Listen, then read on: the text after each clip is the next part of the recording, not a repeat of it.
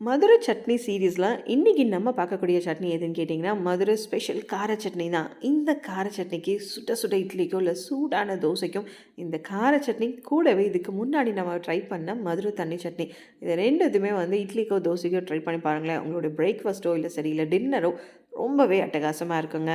இந்த சட்னிக்கு தேவையான பொருள் என்னென்னு பார்த்தீங்கன்னா, ஒரு 100 கிராம் அளவுக்கு சாம்பார் வெங்காயம், ஒரு கொத்து கருவேப்பிலை, 15 வரமிளகாய், ஒரு ஸ்பூன் தேங்காய் துருவல், ஒரு ஸ்பூன் உளுத்தம்பருப்பு, ஒரு ஸ்பூன் கடலைப்பருப்பு, கூடவே கொஞ்சம் புளி, உப்பு.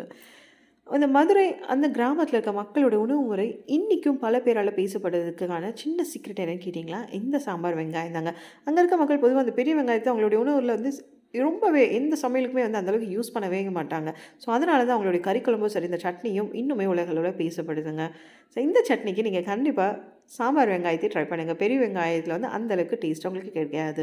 ஸோ நம்ம இது எல்லாத்தையுமே எடுத்து வச்சுட்டு ஒரு கடாயை வந்து நல்லா சூடாகட்டும். சூடானதும் ஒரு 2 ஸ்பூன் அளவுக்கு எண்ணெய் ஊற்றி அந்த எண்ணெய் காஞ்சதுக்கப்புறம் 1 ஸ்பூன் உளுத்தம்பருப்பு, 1 ஸ்பூன் கடலைப்பருப்பு இதை போட்டு நல்லா பொன்னிறமாக வர வரைக்கும் வறுத்தெடுத்துருங்க. இந்த பொன்னிறமாக வறுத்தெடுத்ததுக்கப்புறம் வந்து நம்ம எடுத்து வச்சு இந்த 15 வரமிளகாய், ஒரு கைப்பிடி அதாவது ஒரு 100 கிராம் அளவுக்கு சாம்பார் வெங்காயம், கூடவே கொஞ்சோண்டு ஒரு கொத்த கருவேப்பிலை, ஒரு ஸ்பூன் வந்து தேங்காய் துருவல், புளி, உப்பு இது எல்லாத்தையுமே போட்டு நல்லா வதக்கி விட்ருங்க. அந்த வெங்காயம் வந்து பிங்க் கலரில் இருக்குது, ப்ரௌன் கலரில் மாறும். ஸோ அது வரைக்கும் நல்லா வதக்கி விட்டுட்டு கேஸ் ஆஃப் பண்ணி ஆற விட்டுருங்க. நல்ல ரூம் டெம்பரேச்சர் வந்துச்சு. நல்லா ஆறுனதுக்கப்புறமா மிக்ஸி ஜாரில் போட்டு ஃபஸ்ட்டு வந்து எப்படின்னா, அந்த மிக்ஸி ஜாரில் நீங்கள் எல்லாமே ட்ரான்ஸ்ஃபர் பண்ணிவிட்டு எடுத்த உடனே வந்து தண்ணி ஊற்றிடாதீங்க. ஸோ அந்த ட்ரையாக வந்து அரைச்சி எடுத்துகிட்டு கொஞ்சம் 2 அல்லது 3 ஸ்பூன் அளவுக்கு வந்து தண்ணி ஊற்றி அரைச்சி எடுத்துட்டிங்க அப்படின்னா இந்த மதுரை ஸ்பெஷல் கார சட்னி ரெடி.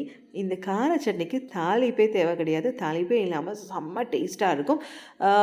இந்த மதுரை கார சட்னியை வந்து நீங்கள் வந்து கூடவே அந்த மதுரை ஸ்பெஷல் தண்ணி சட்னிக்கோட இட்லிக்கோ தோசைக்கோ வந்து ட்ரை பண்ணி பாருங்களேன். செம்மவே அட்டகாசமாக இருக்கும். உங்களுக்கு இந்த சட்னி நீங்கள் ட்ரை பண்ணி உங்களுக்கு பிடிச்சிருந்து அப்படின்னா கீழே கமெண்ட் பண்ணுங்கள். உங்கள் ஃப்ரெண்ட்ஸ் எல்லாருக்குமே ஷேர் பண்ணுங்கள். இப்போ தான் கெட்டி சட்னி சேனலை ஃபஸ்ட் டைம் பார்க்குறீங்க அப்படின்னா கெட்டி சட்னி சேனலை சப்ஸ்கிரைப் பண்ணி பக்கத்தில் இருக்க பெல் ஐக்கானை கிளிக் பண்ணுங்கள். அப்போ தான் இந்த மாதம் முழுவதுமே மதுரை ஸ்பெஷல் சட்னி சீரீஸ் வருது. ஸோ உங்களுக்கு அந்த சட்னியில் வர சீரீஸ் எல்லாமே உங்களுக்கு மிஸ் ஆகாமல் வரும்.